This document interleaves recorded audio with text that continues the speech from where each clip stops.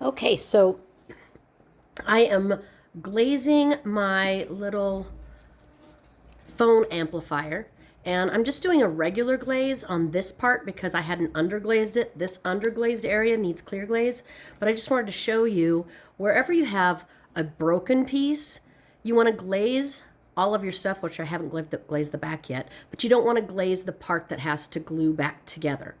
You want to make sure you glue up to your edges, like right there. I'm going to have to glaze, but don't glue where it has to. Glaze where it has to glue because it won't stick together very well because it's going to have a coating of glaze on it. So this red glaze, it's the red question mark because it didn't have a label on it. So it's actually got an example chip that says red question mark. So that's what this color is. I've gotten the first coat on there, and I want to have 3 really heavy flowing coats on there. And if you can see what I'm doing, I'm using a fluffy brush. I'm getting plenty of glaze on my brush, just really loading it up so it's kind of just dripping off of there. And I am placing it where I want it. So this, where I don't have to be careful around edges and stuff, I can just kind of glop it on there. But when I have to get close to like these areas, then I have to slow down. And I have to be careful about where I'm glazing because I don't want to get it on his feet.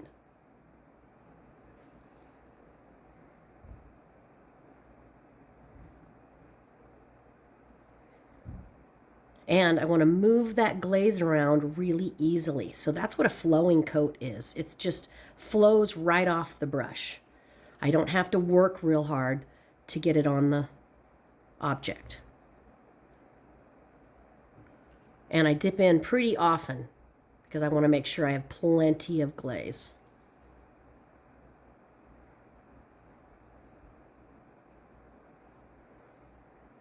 So you just want to go up to the edge of something if you've gotten something broken. Right there, I know I need to get in there because that's where one of the cuts on the feather is.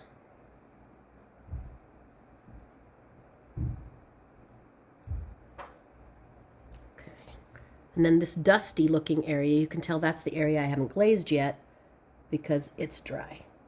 That's not with the second coat anyway.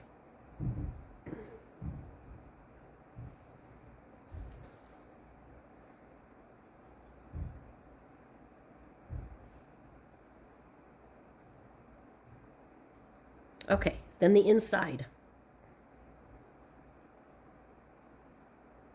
Now, you can tell I got a couple of little spots of glaze right there, but that's what I've got my little sponge for, because I will wipe that off before I do my clear glaze on that area.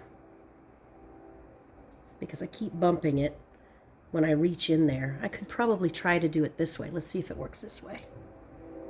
It works pretty good. Get in there, reach in there.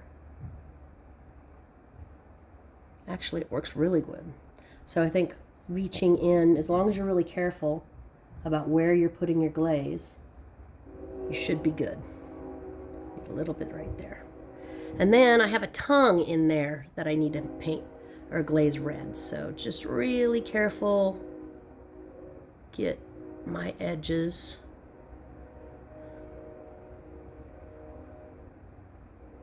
And now I've got my second coat in there. So I'm going to let that dry, but with this, I'm just going to wipe off that red glaze. Be real careful that I don't accidentally wipe off my red glaze in any other areas. And it's not going to hurt this layer because that's underglaze. It's been fired right into the surface of the clay. So that can sit off and dry. Oop, I got a little drip there. So I might have to wipe that, but I may be able to cover it with some clear glaze. I don't know. We'll see. I got a little drip of red because I had so much in there. So we'll see. This is the second coat of red glaze on the feather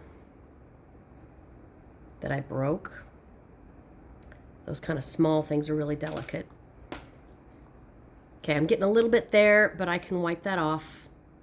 Okay, And I didn't glaze the back because I want that to dry completely before I glaze the back. Okay, so I'm going to clean this off. Clear glaze for this. Sometimes it's pink, sometimes it's blue. This diamond clear is blue. This is just called clear transparent. So I do have both back there. You can use whichever, it really doesn't matter. But you're going to be clear glazing over the top of your underglaze. Again, flowing coats. You want 3 flowing coats of clear glaze over the top of your underglaze, and that's going to give it that shiny surface that you want. And that's just everything that's underglazed.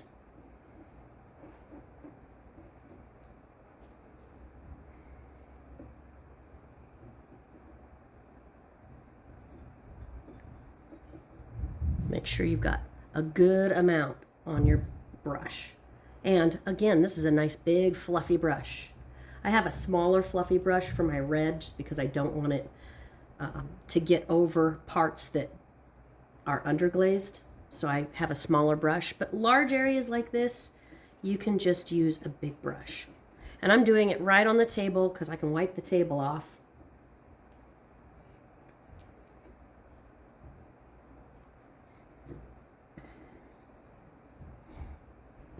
I'll kind of save some areas for glazing after the red is dry so I can actually hang on to it.